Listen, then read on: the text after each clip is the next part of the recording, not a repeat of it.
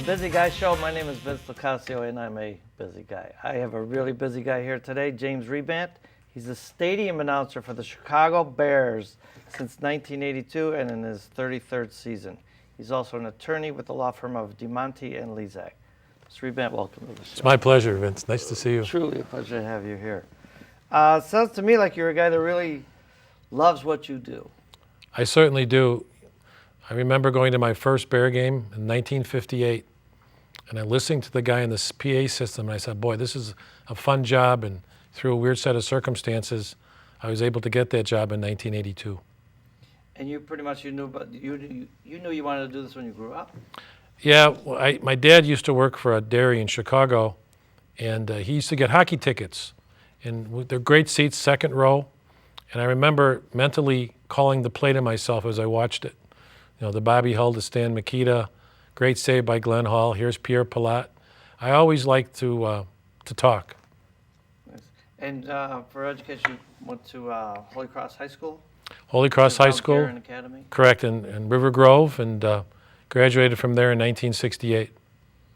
And you were somewhat involved with the alumni activity? After graduation, in the early 80s, the alumni director contacted me and asked if I'd go on the Alumni Education Endowment Fund, raising money for scholarships. And we had a great run before the school closed. It was very rewarding to see that we could help many people who otherwise could not go to Holy Cross get there. Because as you know, education, especially high school and college, became so expensive and still is expensive. Yeah. In Notre Dame University, where you got a degree in communications with honors. Well, thanks for that part. Yeah, ironically, my chemistry teacher was a huge Notre Dame fan. And my junior year, we took chemistry. Notre Dame won the national title. And one of the questions after the famous 10-10 tie against Michigan State, it was a multiple choice question. Who was number one? A, Notre Dame, B, Notre Dame, C, Notre Dame, and D, Notre Dame. Did you get it right? I got it right. So one of the students wrote down Michigan State, and he flunked them. No, I'm just kidding, but it's.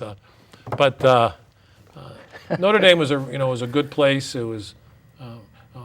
It came from a classic middle class Catholic family, and it just fit the things I like: sports, good academics, good discipline. It was a perfect place for me. And there you did radio. I did radio on the campus station, WSND. There were tryouts when I was a freshman, and I was lucky enough to land a sports job doing a sports reporting like at 3 o'clock or 3:30 on the campus. In fact, I was sharing the other day, Joe Theismann, my junior year, was up for the Heisman, and they had the ticker tape machine, and as I tore it off, it was a report that Jim Plunkett had beat him, barely. So I had to make the call to the SID department. And of course, there was a lot of disappointment. But the funny story, his real name was Theismann, but they changed it to Theismann so it rhymed with Heisman. Is that right? And he wound up marrying the secretary, the sports information director, who came up with that saying. And both those guys went on to do quite well. Right, they each won a Super Bowl. Plunkett with the Raiders, and of course Theismann with the Hogs and John Riggins. So now what? Now we go to DePaul University, where you got a law degree? Law degree in 1975. My family was very, very friendly with the Vincentian community. Some of my dad's best friends were Vincentian priests, so it was somewhat ordained for me to go to DePaul Law School, which was also a great experience and a great stepping stone for me. So now you're a practicing attorney as well. I don't know, maybe we should do another show on that one day. Sure, it's my 40th year as a lawyer, and if I would have kept notes, as they say, truth is definitely stranger than fiction. It really is. Yeah. Obviously, from what I've read, and not knowing you a long time, you're an avid Chicago sports fan. You're born and raised in the city, around Ashland University, and then on to Norwood Park. So it's not that you're just a great announcer, got a great voice. You love Chicago sports and very educated about it. When I was a little boy, my parents lived right below my mother's father and mother, and she had two younger brothers, one of which was a terrific pitcher. And our whole life was sports. My mother loved all sports, football, basketball, hockey, baseball, all of them. And so every day in the backyard, we had a lot and a half. We have a baseball game with my two uncles. And my dad took me to a Sox game, a Cubs game, a Bears game, and I told you the story about hockey. And it was just it was more important than anything else. I just love sports, and I still do today. And I'm very lucky that I've been able to do the Bear games and the DePaul basketball games. And not just being a fan. Earlier you were telling me you played softball. I played softball at Rosedale Park in the far northwest side, and then later in life I played semi-pro baseball for 2 years, 81 and 82. And that was a great experience. A lot of my friends from the high school where I was at, I didn't play high school baseball, but I did play later on. And I was a pitcher, and it was a lot of fun, really great fun. We talked about earlier, too, about how pretty much as far as we know, Chicago's the only place that has 16-inch softball. I remember my first year at Notre Dame in the springtime in '69, some fellas in my dorm came up and said, let's have a softball game. So, I thought, okay. I walk out, and I got a bat, and they have gloves. And I kind of looked, gloves. And they had this really funny-looking ball. And I said, well, I got to get a real softball. So my dad brought one up when he went to visit, and none of them wanted to play it. It was too hard on their hands, especially the first couple innings. Especially when how about us for the 16-inch when they're brand new? Oh, gosh. What'd you tell me Actually, about? I have a plastic implant in my middle knuckle from a softball injury. It was, that hurt. Yeah. But it was a great game. I mean, 7 innings, teams would form. In my particular park, we had Taft High School teachers, Taft High School graduates. Our mailmen bonded together. It was a really good league, and I was able to play 3 years. It was really a lot of fun. In fact, Jim Grabowski, who played for Illinois, the Packers, and the Bears, was the best player in the league. He could hit a softball a city block. I swear to God, he hit the ball in the trees. Amazing. It was Those are great games to watch, too. They were. I mean, the games were 11-9. They weren't like 25-24. These were good baseball games. Guys would make diving catches in the outfield. You'd turn a double play. I played short center because I had a pretty good arm, and I could range back and forth, and I had young legs at the time. So it was a lot of fun. It was after dinner, games would start at 7 o'clock. It was 7 innings? 7 innings, yeah. But it was a whole social event, too, It right? was. I mean, I was too young to enjoy the post game, but a lot of the guys would go to the local watering holes. And whose names were on their back, right? That's exactly right. It was, you had sponsors. The taverns in the area all sponsored it. Some local businesses, printing companies, I remember. A plumbing company. Contractors were very supportive because it was good for business in the neighborhood. Yeah, and probably some of the guys run the teams as well. Oh, yeah. It was, some of my happiest summer nights was playing 16-inch softball. Chicago special. So now what? So then how did you get hooked up with DePaul as an announcer? Well, as I mentioned, my family was very close to the Vincentian community. My 2 uncles had gone there to the academy before it closed. We moved out to a parish on the northwest side, St. Tarcissus. And coincidentally, 2 of those priests would come out on Sundays to help with the masses. And my dad was a lector, Vatican II. The lay people would get involved, and they would come to our house for an after the church libation or sometimes dinner. And one day at dinner, I mentioned to one of the priests, I would love to do the PA work for your basketball team. And through a weird set of circumstances, I landed the job in 1977. And for the first 7 years doing the games, Ray Meyer, it was his last 7 years, I did 110 games, and DePaul won 107 of them. They only lost 3. And my second year, they went to the Final Four. I got a Final Four ring from DePaul. The next 3 years, they were regular season number 1. And then Ray Meyer's last season was a magical year. It was I did his 1,000th game, his final game. I read a proclamation on NBC across the country from Ronald Reagan. And I always wanted to do this. As a kid, Walter Winchell was a famous announcer, and he always said, Dateline, New York. Well, on the letter from Ronald Reagan, it was on White House stationery, and on the top it said the White House, and I said, the letter reads as follows, the White House, Washington. Yeah. And the whole crowd got a chuckle out of it. He did the Untouchables, right? He did. Yep. Elliot Ness. Yeah, in Chicago. You talked about the tournaments you did, but along the way, somehow you did some White Sox games and the Bulls. Well, Bob Grimm, who worked for DePaul, wound up working for the White Sox. In the last year of Old Comiskey Park, the regular PA announcer couldn't make it, so I get this frantic call at 3 o'clock, can you help me out, Jim? And I did 2 games. It was one of the games where Ron Kittle hit a home run on the roof. I always remember that. But we sat up in a great seat, and the food was really good, and the one of the PR people showed this is how we do it. So I did it 2 nights. It was a great thrill. And then I was recruited to do the Bulls PA in the early 90s before Ray Clay got it. And because of some of the requirements, I just couldn't accept the job. But that would have been a thrill because I would have been courtside for 6 championships. Nice. So you're pretty well versed in, obviously, in all sports, and you feel like comfortable. I didn't ask you earlier, but I asked you now. Do you see yourself doing golf at all, covering golf? I think I would have to tone it back a little bit. Yeah. But, I always like the golf announcers from across the pond, like Henry Longhurst, or the fella now who was a good golfer who lost his swing. I can't think of his name. But they have Vince a certain... LoCascio. Yeah. That's pretty good, Vince. Yeah. But I always remember Henry Longhurst, Doom, the water, doing the Masters, and Faldo was playing Greg Norman. Norman put it in the water, and his call was Doom, the water. So, they added a certain type of British accent and style. Mm-hmm. But golf is very understated. Where doing PA in basketball and football, it's much more emotional, exuberant, into the game itself. But I just like to broadcast. I've been blessed with the gift, without sounding like I'm tuning my horn, but I can watch something and describe it as I see it. But it's coming from your heart, too. Yeah, I really enjoy. I'm such a Chicago fan. I've had to tone it back at the Bear games, obviously, because you have to give a straight call, and you can't show disrespect to the other team. But the inflection of your voice and the enthusiasm in your voice, everyone knows I'm for the Bears. Yeah, I hope so. Oh, yeah. Then how involved, you're just here for the home games. How involved are you during the week? Are you studying? You watch, In the I beginning, know you're not doing play-by-play, but it sounds like to me like you... I learned the rosters of teams that we don't play very often.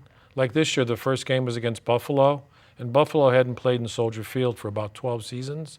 So I got the roster the Thursday before, and I memorized the skill players, but I do have the benefit of a spotter, and I also have the benefit of a person who keeps the drive chart, who coincidentally is my wife, so we work really well together.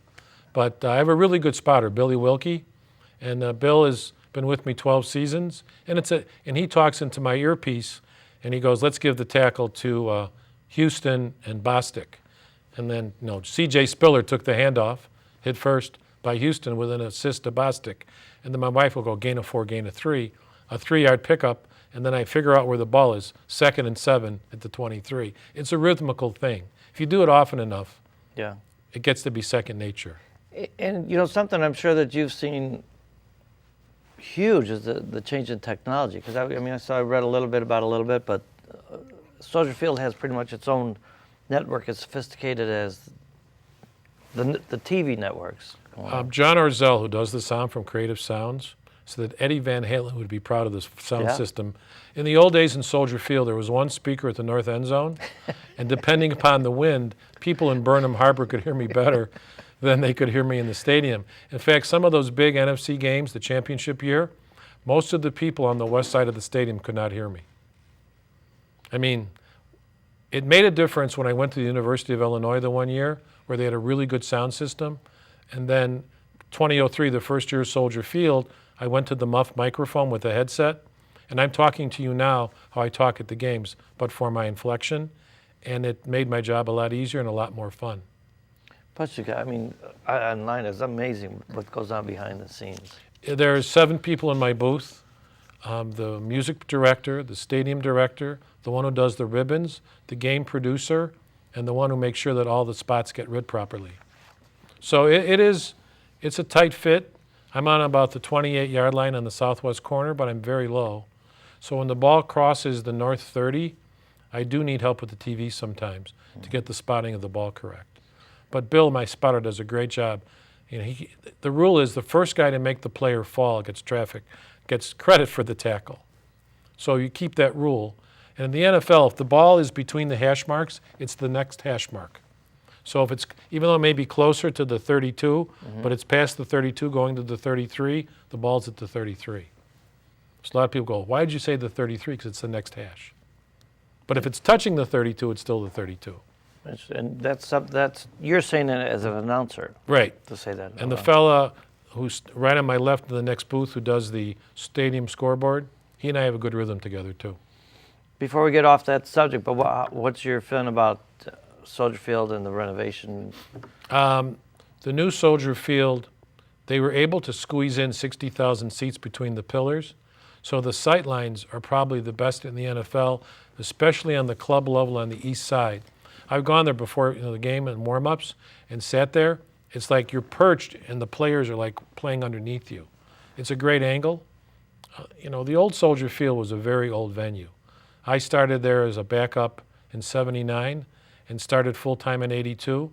It was just an old, tired building. Yeah. And praise the Lord, we got a new building, really. I do like it. It's very comfortable. The access is always going to be a problem when you have no east way to get in.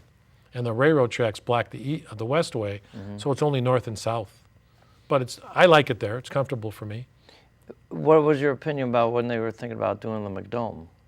I thought the McDome would have been great. I think the venue would have enjoyed an NCAA championship weekend. I do think there would have been other things to go on there, but I don't know Like the a Super particulars. Bowl? I think we would have gotten a Super Bowl.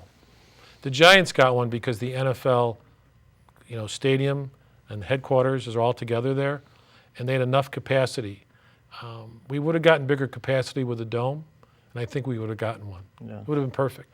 So it was, I'm not foolish, but it was about dollars. It wasn't about this thing that, you're supposed to have weather as a factor. The dollars just squeaked by, as far as I understand.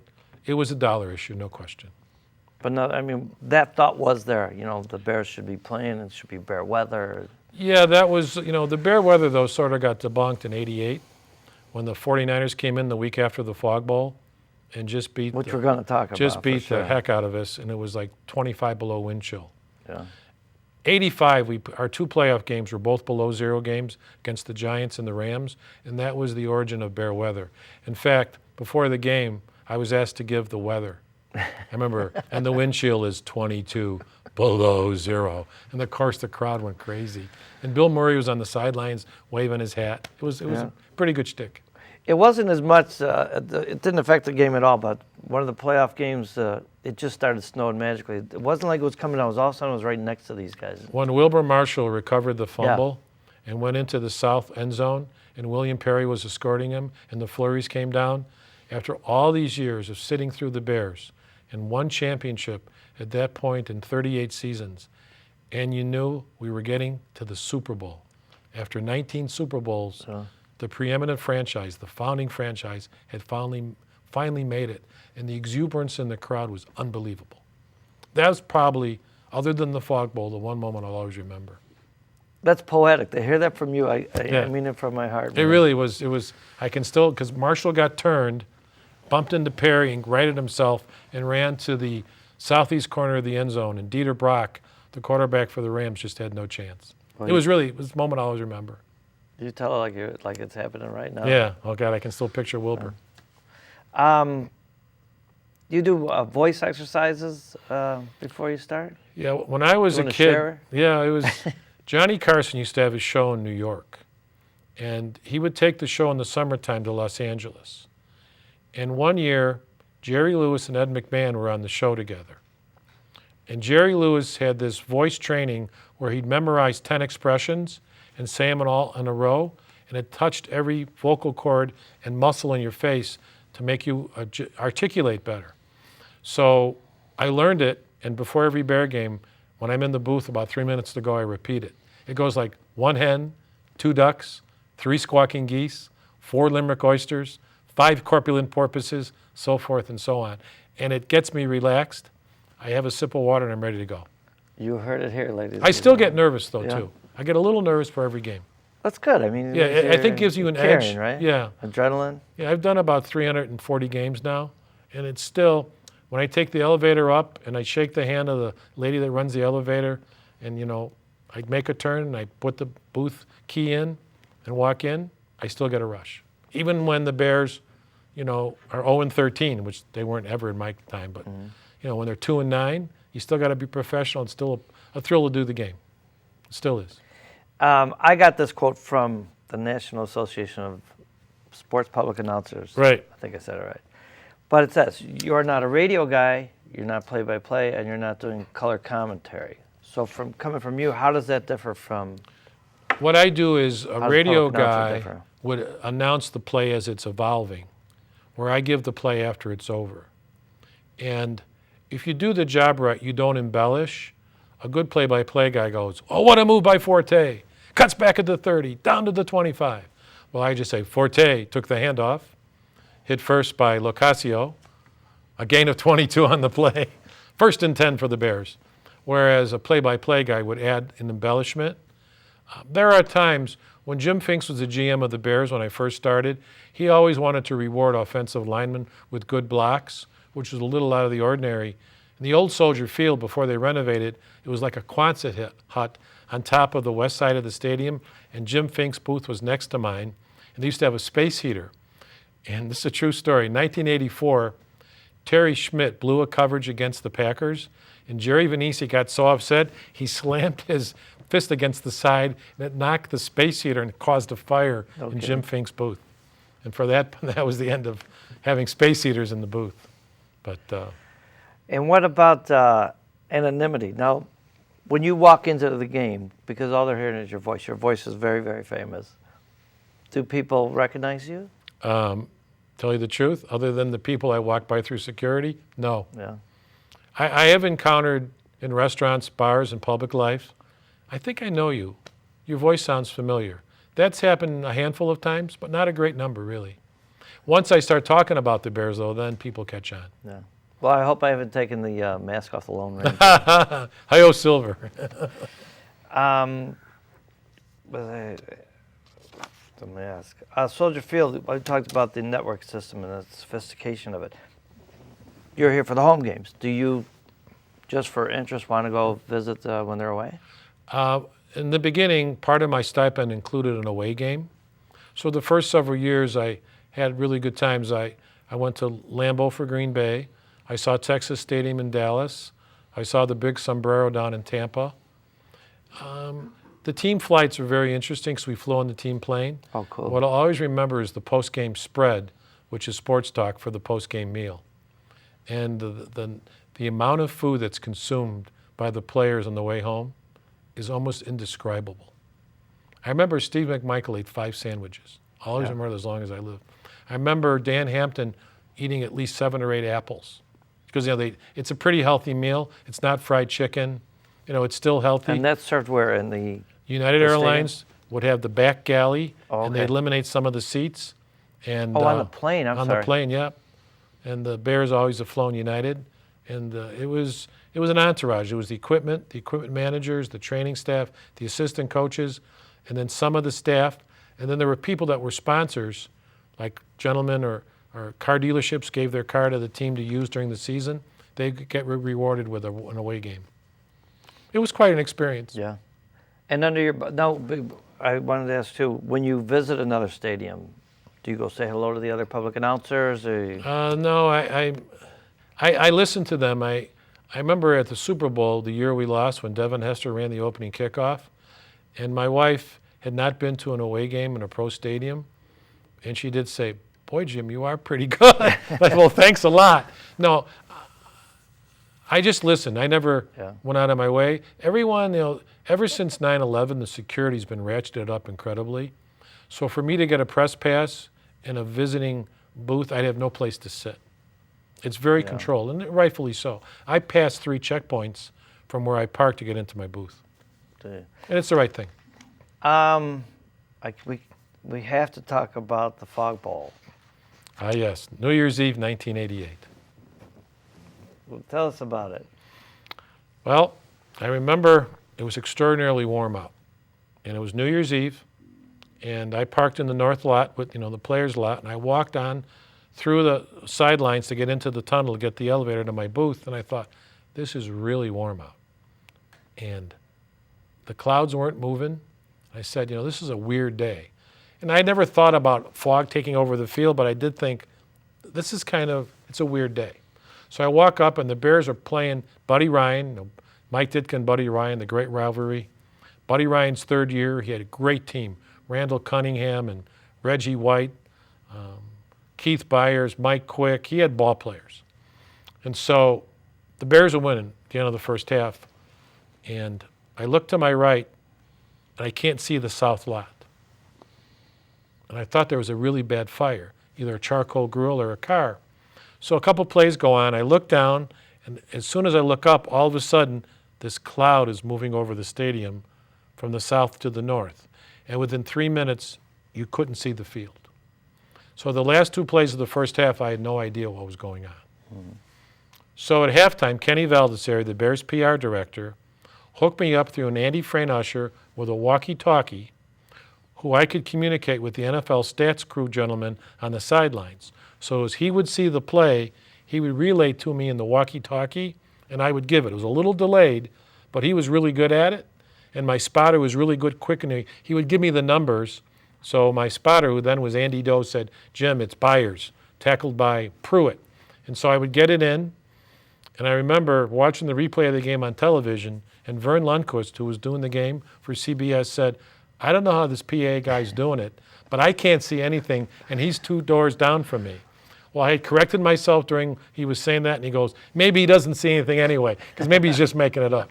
So it was, Andy Warhol said your 15 minutes of fame. There was no doubt that was my 15 minutes. And you also briefly tell about how they called the reverse, and you knew about it?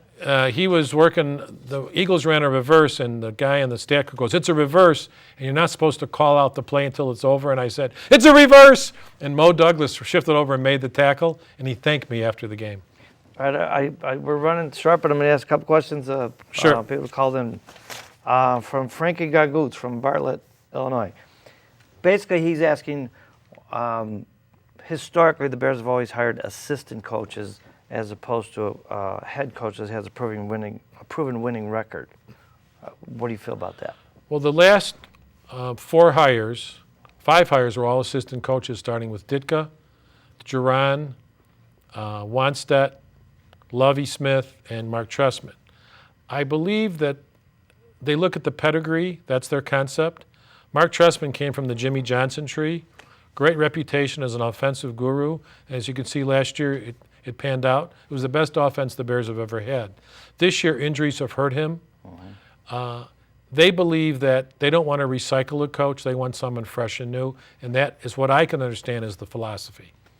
Okay, now what about Matt Forte, who's having a great year. How do you think he holds up compared to Neil Anderson and Walter Payton? The rare combination of a running back and a great pass receiver. If he can sustain it for another 4 or 5 years, he could be bound for Canton. Nice. And then one more. Who do you think is going to take a role of leadership for defense? Because the current group turned over so quickly, the younger kid, I think John Bostic's got the best chance at linebacker. Nice. He's been hurt by his injury this year. Well, let me, I apologize, I got a phone call. Sure. These are cannolis for you. Oh, thank you very much. My staff's going to love it tomorrow morning. Hello. Yeah, announcer for the Bears. No. I'll have you on my show one of these days. Okay, bye. I got that, and I'm a busy guy, so I got to go too. But you know what we're going to do? This is yesterday.